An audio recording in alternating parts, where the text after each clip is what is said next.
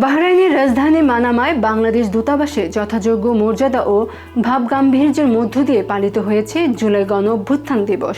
দিবসটি উপলক্ষে দূতাবাস প্রাঙ্গণে এক বিশেষ আলোচনা সভার আয়োজন করা হয়।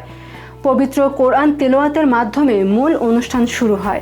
এতে প্রধান অতিথি হিসেবে উপস্থিত ছিলেন বাহরাইনে নিযুক্ত বাংলাদেশের রাষ্ট্রদূত মোহাম্মদ রইস হাসান সরওয়ার।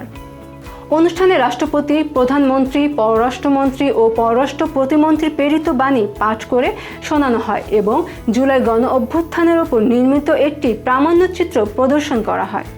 আলোচনা সভায় রাষ্ট্রদূত 2024 সালে জুলাই গণ-অভ্যুত্থানের শহীদ ছাত্র জনতার প্রতি গভীর শ্রদ্ধা জানান এবং আহতদের প্রতি সমবেদনা প্রকাশ করেন।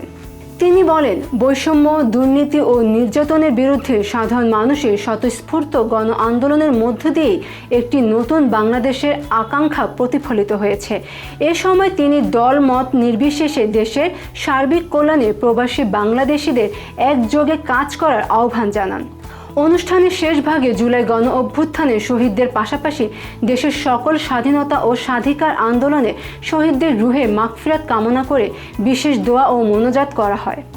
সংবর্ধনা ও আলোচনা সভায় দূতাবাসের কর্মকর্তা, কর্মচারী, স্থানীয় গণমাধ্যম কর্মী, শিক্ষক, ব্যবসায়ী, সামাজিক ও রাজনৈতিক সংগঠনের নেতৃবৃন্দ সহ বিপুল সংখ্যক প্রবাসী বাংলাদেশি অংশ নেন।